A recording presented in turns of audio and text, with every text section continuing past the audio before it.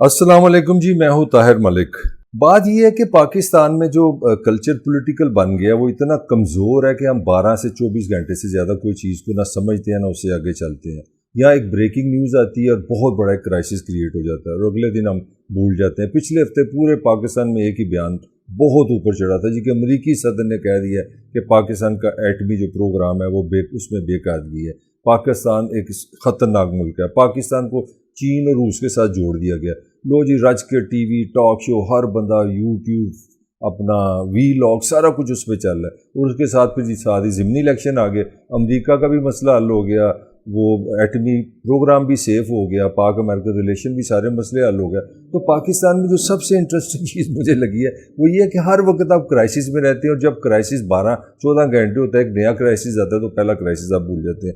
آج جو اس موضوع پہ میں بات کرنا چاہ رہا ہوں، میں یہ بات کرنا چاہ رہا ہوں کہ پاکستان امریکہ کے ریلیشن کی اسپرٹ کیا ہے۔ یہ جو 75 سال کی کہانی ہے کیا پاکستان اور امریکہ کے ریلیشن شپ کے، میرا ہائپوتھیسس یہ ہے کہ پاکستان کے امریکہ کے کبھی پیپل ٹو پیپل یا ایک اکنامک یا جو ایک سوشل ریلیشن ہے وہ کبھی بھی نہیں رہے۔ پاکستان کے دنیا میں جو انٹرنیشنل ریلیشن ہوتے ہیں اس کے ڈفرینٹ لیولز ہوتے ہیں۔ ایک لیول ہے کہ دو ملکوں کے درمیان اکنامک ریلیشن شپ ہوتے ہیں، ٹریڈز ہوتی ہیں، آپ امپورٹ کرتے ہیں، ایکسپورٹ کرتے ہیں، یہ سب سے زبردست ریلیشن ہوتا ہے، یہ اصل ریلیشن ہے۔ کسی نے کہا نا کہ جو ریلیشن پیسے کا ہوتا ہے اس سے مضبوط کوئی ریلیشن نہیں ہے۔ پاکستان کا میرا نہیں خیال امپورٹ ایکسپورٹ کا کوئی بیلنس ہے امریکہ کے ساتھ، وہ اس پہ میں ڈیٹیل میں کیا جاؤں، آپ کو کیا بتاؤں۔ اب دوسری طرف آتے ہیں سوشل لیول پہ، آپ دیکھ لیں سوشل لیول میں ایک الیٹسٹ ریلیشن شپ ضرور ہے کہ پاکستان کی جو اپر کلاس ہے، جو اے او لیول پڑھتی ہے، جس کی انگلش بہت اچھی ہے، وہ ضرور چلی جاتی ہیں یہاں سے اسکالرشپ لے کے ٹاپ یونیورسٹیز میں چلی جاتی ہیں، بلکہ آئی وی لیگز میں بھی جاتی ہیں۔ بلکہ پاکستان کا تو امریکہ کا یہ ریلیشن ہے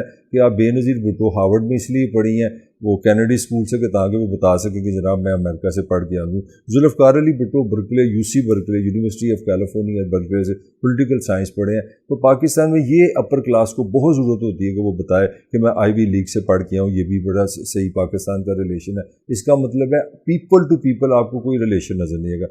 پیپل ٹو پیپل میں جو ریلیشن پاکستان اور امریکہ کا وہ ایک ہی ہے، پاجی سان ویزا لے دو، پاجی گرین کارڈ کس طرح ملتا ہے، پاجی ساڈا ویاہ ہوئی ہے تو امریکن سٹیزن شپ کس طرح لینی۔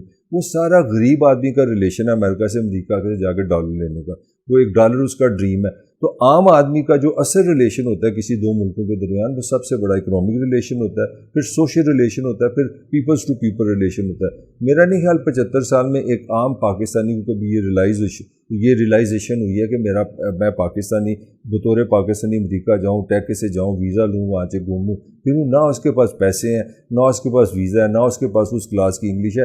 تو یہ ایک ٹوٹل ایک ون ٹریک ریلیشن رہا ہے۔ اسی کانٹیکس میں بات کرنا چاہوں کہ امریکن پریزیڈنٹ نے یہ بیان کیوں دیا۔ اس نے اس لیے بیان دیا کہ پاکستان کے جو امریکہ سے زیادہ ریلیشن شپ رہے ہیں وہ 3 جنگوں کے ساتھ رہے ہیں۔ سب سے پہلے شروع کرتے ہیں کولڈ وار۔ کولڈ وار میں جب سوویت یونین دشمن تھا امریکہ کا، تو اس وقت پاکستان کی جو لوکیشن تھی، جو پاکستان کی ضرورت امریکہ کو پڑی، اور وہ ضرورت پاکستان کے فوجی حکمرانوں نے پوری کی۔ اگر آپ ایوب ہاں دیکھیں تو بیسٹ ٹائم جو امریکہ کے ساتھ بہت کلوز ریلیشن بنے، جس میں ورلڈ بینک نے پیسے بھی دیے، پاکستان کے ڈیم بھی بنے، پاکستان میں ترقی بھی ہوئی، پاکستان میں انڈسٹری بھی پروموٹ ہوئی، مگر وہ سارا ریلیشن شپ کے پیچھے جو تھا وہ پیپل ٹو پیپل نہیں تھا، وہ اکنامک انٹرسٹ میوچول نہیں تھے، اس کے پیچھے کولڈ وار کا ایک انٹرسٹ تھا۔ اور آپ کو یاد ہوگا کہ پشاور سے مشہور زمانہ وہ ایک امریکہ کا ایک جاسوس طیارہ بھی اڑا تھا، جس پہ سوویت یونین نے اس زمانے کے جو اب ختم ہو گیا بڑی پاکستان کو دھمکی بھی دی تھی کہ آپ ہمارے خلاف یہ کام کر رہے ہیں۔ تو پاکستان کا جو سارا ریلیشن شپ تھا وہ امریکہ کے ساتھ تھا، وہ اینٹی سوویت یونین، اور اس اینٹی سوویت یونین کا سب سے بڑا فائدہ اٹھایا کس نے؟ جنرل ایوب نے۔ اس نے پاکستان میں بغیر ووٹ لیے ان ڈیموکریٹکلی، وہ ایک پاکستان کا ملازم تھا، ایک سرکاری آفیسر تھا، اس نے سرکاری افسر ہونے سے امریکہ کے ساتھ ریلیشن اپنے بنا کے پاکستان میں حکومت کی۔ یہ تو کولڈ وار کی آپ کی ہسٹری ہے۔ وہاں سے اب آگے چلتے ہیں، جنرل یحییٰ کی بھی جو بڑے کلوز بہت بڑا ایک کام کیا جنرل یحییٰ نے امریکہ کے ساتھ۔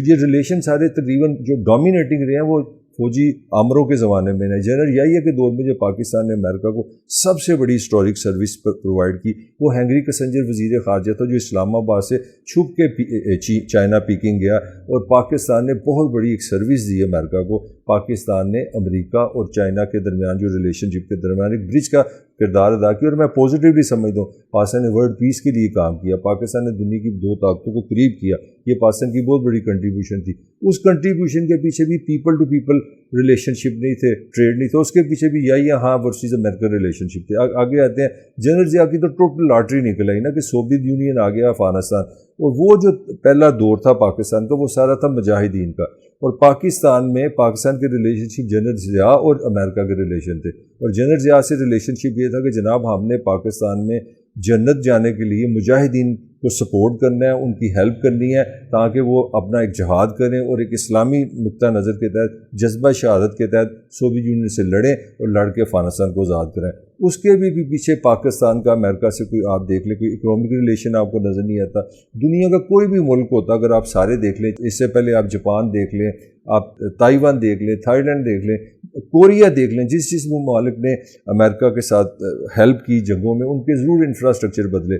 پاکستان نے جنرل ضیاء نے 11 سال پاکستان حکومت کی، اور 11 سال اس نے امریکہ کی طاقت کے ساتھ حکومت کی، صرف $5.2 بلین پاکستان کو ملا، جس میں تقریباً $2 بلین میرے اسلحے پہ تھے، 3 بلین اکنامک اور دوسری اسسٹنس تھی۔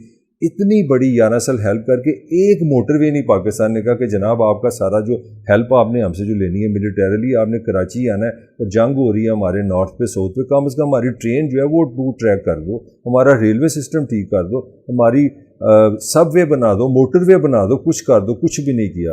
وہ جناب وہ پاکستان میں جو حال ہوا اس کے بعد آپ کو یاد ہے کلاشنکوف لوگوں کو یاد ہے، لڑائی جھگڑا یاد ہے، طالبانائزیشن یاد ہے، ایکسٹریمزم یاد ہے، یہی تحفے رہ گئے۔ اور اس کے بعد مشرف دی گریٹ، مشرف بھی 8 سال کس پہ گزار گیا؟ War against terror.